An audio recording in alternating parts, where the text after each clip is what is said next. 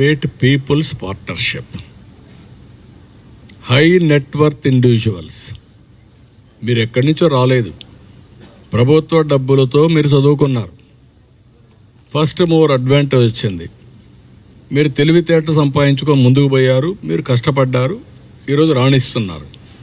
మనతో పుట్టిన వాళ్ళు ఇంకా కిందనే ఉన్నారు. ఈరోజు నేను ఇక్కడికి వచ్చాను, మా ఊరికి వచ్చాను, ఈ ప్రాంతంలోనే పుట్టాను. ఇక్కడ శేషాపురానికి వెళ్ళేవాడిని, నడుచుకొని వెళ్ళేవాడిని ఫస్ట్ క్లాస్కి 1 కిలోమీటర్. చంద్రగిరికి వెళ్ళేవాడిని 5 కిలోమీటర్లు 6 కిలోమీటర్లు వాగులు వంకలు దాటుకొని లేకుంటే రోడ్లో పోయి చదువుకున్నాను, కష్టపడ్డాం. నాకు అవకాశం వచ్చింది. కానీ నాతో పుట్టిన వాళ్లకు అవకాశం వచ్చినా కూడా ఉపయోగించుకోలేకపోవచ్చు, రావకపోవచ్చు. అందువల్ల ఇంకా కిందనే ఉన్నారు. అందుకే నేను ఇప్పుడు తీసుకొచ్చే విధానం ఏంటంటే, ప్రభుత్వం, ప్రైవేట్, ప్రజలు ఎవరైతే ఇంకా పేదరికంలో ఉన్నారో వారిని పైకి తీసుకొచ్చే బాధ్యత తీసుకుందాం. ప్రభుత్వం ఖర్చు పెట్టే డబ్బులు ఖర్చు పెడతాం, వాళ్ళు డబ్బులతోనే పైకి రారు. వాళ్ళకు మెంటరింగ్ చేయాలి, వాళ్ళకు వాస్తవాలు చెప్పాలి, వాళ్ళకు కూడా అందుబాటులో ఉండాలి. ఈరోజు ఒక వ్యక్తికి మెంటర్ చేస్తే సక్సెస్ రేట్ చాలా వస్తుంది. కొంతమంది స్వతహాగా పైకి వస్తారు.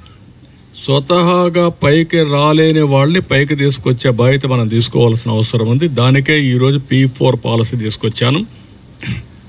ఈ సంక్రాంతి అప్పుడే నేను పిలిపించాను. నువ్వు అమెరికాలో ఉండొచ్చు, ఆస్ట్రేలియాలో ఉండొచ్చు, హైదరాబాద్లో ఉండొచ్చు, పెద్ద పరిశ్రమ ఉండొచ్చు. మీ వనరుల్ని మీరు పెట్టుకొని ఒకరిని చేస్తారా, 10 మందిని చేస్తారా, ఒక గ్రామాన్ని చేస్తారా, ఒక మండలాన్ని చేస్తారా, మీ శక్తిని బట్టి, మీ డబ్బుల వెసులుబాటును బట్టి, ఒక మంచి మేనేజర్ని పెట్టి మీరు కూడా అది చేసి తృప్తి పొందాలి. మీరు ఒక కంపెనీ పెట్టి ఎంత ఆనందపడుతున్నారో డబ్బులు వస్తే, ఒక వర్టికల్ పెట్టి అంతమందికి పైకి తీసుకురాగలిగితే ఆ తృప్తి మీకు రావాలి. సమాజాన్ని పైకి తీసుకొచ్చాను, నా వల్ల ఈ 5,000 మంది పైకి వచ్చారు అనేది వస్తే అదే నిజమైన సమాజం. అప్పుడే మనందరికీ పండుగ రోజు, అప్పుడే హ్యాపీగా ఉంటాం. అదే నా సంకల్పం. పేదరికం లేని సమాజం, ఆర్థిక అసమానతలు తగ్గించుకుంటూ నిరంతరం ముందుకు పోయే ఆలోచన. దీనికి పైనుండే 10%, కింద నుండే 20% ఎప్పుడు అందుబాటులో ఉండాలో కంటిన్యూగా చేయాలి. ఈరోజు నేను వచ్చాను, నిన్నొచ్చాను, దగ్గర నాకు ఒక 700 పిటిషన్లు వచ్చాయి. నాకు 700 పిటిషన్లు వచ్చాయని నేను బాధపడుతూ ఇసుక్కుంటే కుదరదు. ఎన్ని సమస్యలు పరిష్కారం చేయగలుగుతానో అన్ని సమస్యలు పరిష్కారం చేయడం నా బాధ్యత ముఖ్యమంత్రిగా. నా ఒక్కరి బాధ్యత కాదు. మీరు కూడా పైకి వచ్చారు, మీరు కూడా ఉన్నారు. ప్రతి ఒక్కరూ ఇది చేయగలిగితే అప్పుడు సమాజం పెను మార్పులకు దారితీస్తుంది. అందరూ ఆనందంగా ఉంటారు.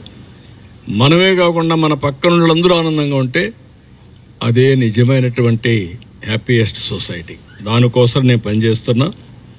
దీన్ని ఈరోజు మన వాళ్ళందరూ గ్లోబల్ సిటిజన్స్గా వెళ్ళి గ్లోబల్ లీడర్స్గా తయారైపోయారు. ఆ స్టేజ్ వచ్చినప్పుడు ఇక్కడ ఉండే వాళ్ళందరినీ కూడా మనం పైకి తీసుకురాగలిగితే దానివల్ల చాలా ఫలితాలు వస్తాయి. ఆ ఫలితాలు తేవడం కోసమే ఈరోజు నేను ఇవన్నీ పనిచేస్తూ ఇక్కడ ఒక పైలట్లు కొన్ని చేస్తున్నా. ఆ పైలట్ ప్రాజెక్టులని కుప్పం ఒక పైలట్, నారావారిపల్లి ఒక 3 సచివాలయాలు, ఇదొక పైలట్. ఇలాంటి ముందుకొచ్చే వాళ్ళందరినీ కొన్ని చేస్తే ప్రభుత్వం ఇచ్చే కార్యక్రమాలని ఉపయోగించుకుంటూ వీళ్ళు ప్రాజెక్ట్ని ఇచ్చేస్తారు.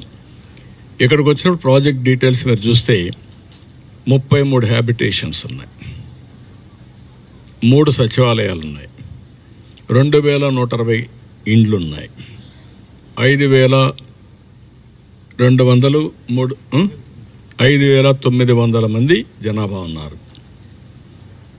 దీంట్లో 40% SC ST ఉన్నారు, 22% బీసీలు ఉన్నారు. ఇక్కడ భూములు తక్కువ కొంతమందికి, ఎందుకంటే ఇది ఒక వ్యాలీ, ల్యాండ్లెస్ కూడా ఉన్నారు. ఇప్పుడు ఇవన్నీ ఏ విధంగా చేయాలి అనేది ఒక ప్రణాళిక తయారు చేశాం మేము. ఆ ప్రణాళిక తయారు చేసి నా ఉద్దేశం అందరి ఆదాయాన్ని పెంచాలి. అందరి జీవన ప్రమాణాలు పెరగాలి.